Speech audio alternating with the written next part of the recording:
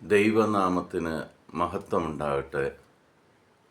ഈശോയിൽ സ്നേഹം നിറഞ്ഞ പ്രിയ സഹോദരി സഹോദരങ്ങളെ, ഇന്ന് നമ്മൾ ശ്രവിക്കുന്ന തിരുവചന ഭാഗം ജെറമ്യായുടെ പുസ്തകം 20-ാം അധ്യായം 11-ാം തിരുവചനം.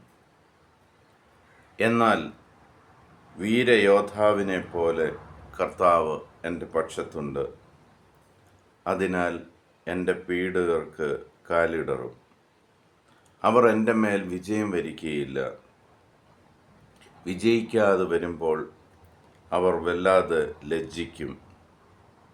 അവർക്കുണ്ടാകുന്ന നിത്യമായ അവമാനം ഒരിക്കലും വിസ്മരിക്കപ്പെടുകയില്ല.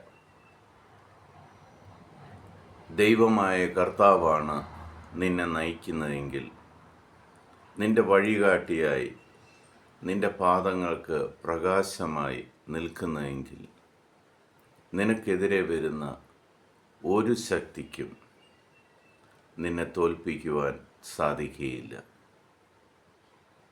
ആമേൻ ചൊല്ലി നമുക്ക് ഈ വചനം ഏറ്റെടുക്കാം. കർത്താവേ, ഇന്ന് ഈ വചനം കേൾക്കുന്ന എല്ലാ മക്കളുടെയും കൂടെ, ഈ വചനം മറ്റുള്ളവരിലേക്ക് പങ്കുവയ്ക്കുന്ന എല്ലാ മക്കളുടെയും കൂടെ അങ്ങയുടെ സാന്നിധ്യം എപ്പോഴും കൂടെ ഉണ്ടായിരിക്കണമേ. അങ്ങ് ഈ വ്യക്തികളെ ഓരോരുത്തരെയും നയിക്കുകയും പരിപാലിക്കുകയും ചെയ്യുമ്പോൾ അവരുടെ ജീവിതം ധന്യമാകുന്നത് അങ്ങനെ ദൈവനാമം മഹത്വപ്പെടുന്നതിനും കാരണമാകട്ടെ. കർത്താവായ ദൈവമേ, ഇവരുടെ ഓരോ പ്രവൃത്തികളിലും ഇവർ എവിടെയൊക്കെ ആയിരിക്കുന്നു അവിടെയെല്ലാം അങ്ങയുടെ സാന്നിധ്യം ഇവരുടെ കൂടെ ഉണ്ട്.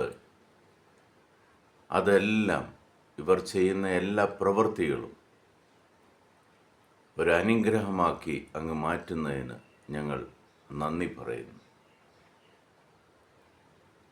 ഇവർക്കെതിരെ വരുന്ന എല്ലാ തിന്മയുടെ ശക്തികളെയും അങ്ങ് തകർത്തെറിഞ്ഞ് ഇവരെ സംരക്ഷിക്കുന്നതിന് ഈ ദൈവവചനത്തിൻ്റെ ശക്തിയാൽ ഇവരെ അലട്ടുന്ന എല്ലാ തിന്മയുടെ ശക്തികളുടെയും ബന്ധനം ഇന്ന് അഴിഞ്ഞു മാറുന്നതിനെ ഓർത്ത് കർത്താവെ, കോടാനുകോടി നന്ദി.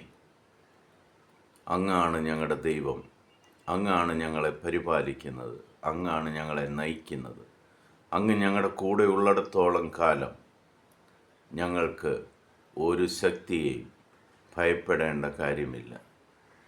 പിതാവായ ദൈവത്തിൻ്റെയും പുത്രനായ യേശു ക്രിസ്തുവിൻ്റെയും പരിശുദ്ധാത്മാവിൻ്റെയും കൃപയും അനുഗ്രഹവും സമൃദ്ധമായിട്ട് ഞങ്ങളിൽ ഓരോരുത്തരിലും നിറയുന്നതിന് ദൈവത്തിന് ഞങ്ങൾ കോടാനുകോടി നന്ദി അർപ്പിക്കുന്നു.